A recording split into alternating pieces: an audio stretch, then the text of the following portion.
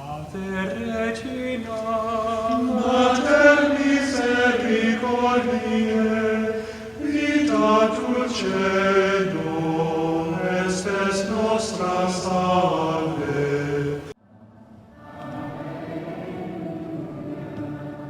The Lord be with you. A reading from the Holy Gospel according to Matthew.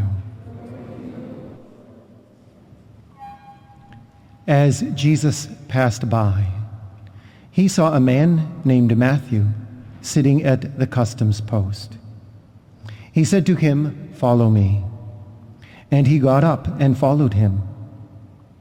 While he was at table in his house, many tax collectors and sinners came and sat with Jesus and his disciples.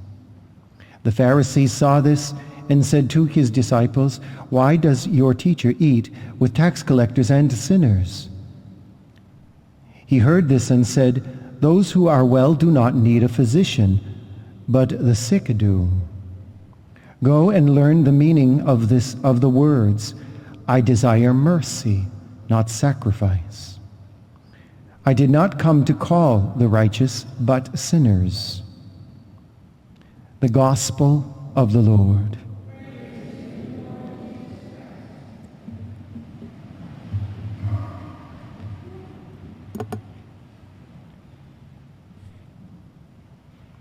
If you or anyone comes under the impression that you are beyond hope and that there's no reason for you to be loved by God, go back and read this passage. It is a vision of the expanse of God's mercy. To put things into context, Matthew was conspiring with the government, collecting taxes, and for the most part probably making a lot of profit at the cost of many people. It wouldn't even surprise me if he had hatchet men helping him break a few legs to convince people that they needed to pay their taxes. And yet, the scriptures start with this phrase, "As Jesus passed by." Now, of course, we read that with our own nuances and we say, yeah, Jesus was walking by. No. The phrase passed by means he intentionally went in such a conspicuous way for them to notice, because he wanted to reveal himself. You see this in the book of Exodus, in chapter 33, when God passes by Moses so Moses can see him. But he only is allowed to see his back. But now God comes in a new way in Jesus, and he allows us to see him face to face. There's a similar use of the phrase in St. Mark's Gospel. He meant to pass them by. It's the phrase that comes as Jesus was walking on the water. He intentionally wanted them to notice him. And here it is the same way with St. Matthew. He wants Matthew to notice him. I am convinced that we all have an opportunity to experience this type of revelation by Jesus. Somehow he manages to let us see him. And even if we're not expecting it and not looking, we will see him. The question is, what do you do when you have seen him? When you've touched him? When you've come into contact with him? And so Jesus says to Matthew, "Follow me." In other words, Matthew, now you see me. You have a good look at me. I'm the image of the perfection of your humanity. Would you like to get on board with that?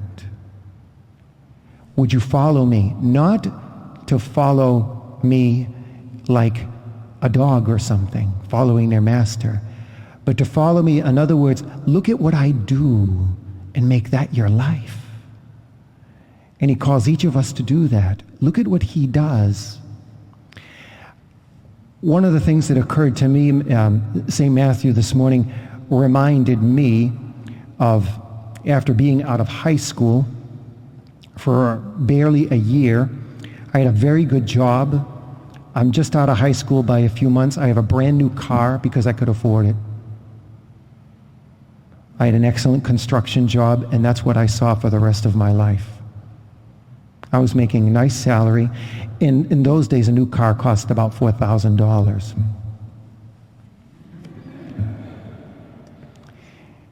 That's how old I am.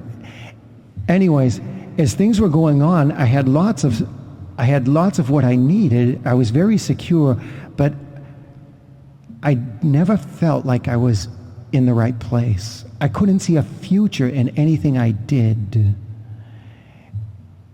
And it was like Jesus confronted me.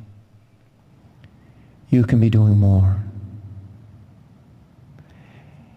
And so I answered the call. I just followed him. And it's not just about priesthood. It's about all of our vocations. It's about our core vocation, that we as baptized were formed in Jesus Christ, and the only answer to our future is to follow him and let him lead us. And there might be things you're saying, I could never do that, but with grace all things are possible. So Matthew follows Jesus. And what's interesting is, now Matthew shows us a different image of what it is to follow, because Matthew's following Jesus and he decides to take all his friends with him. We're going to have a party at my house. We're going to have a big banquet. Would you guys like to come? There's nothing like wine and good food to attract people. So Matthew has this party, this big dinner.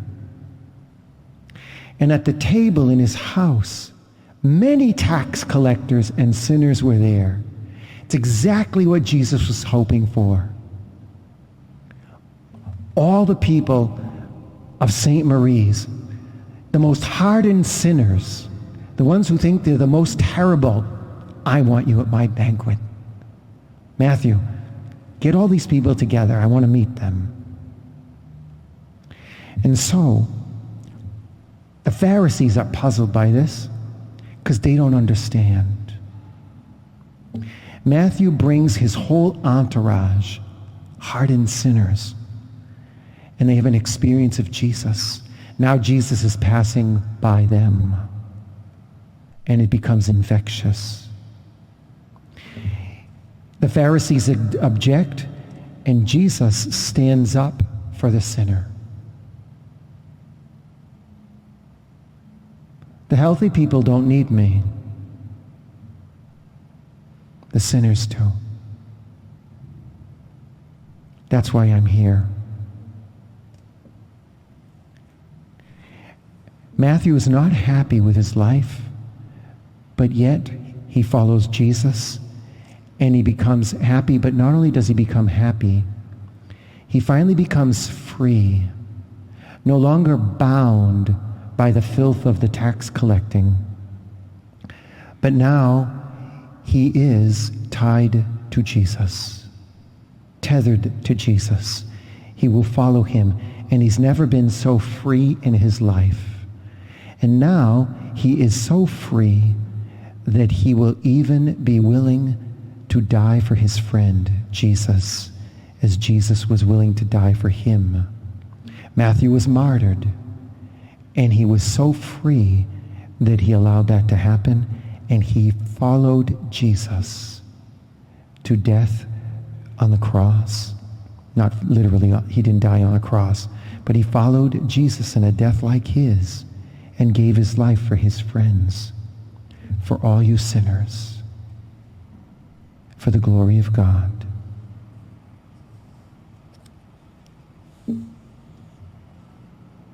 I should have said all us sinners. I'm sorry. Regina Celi, letare, alleluia, qui ad immortale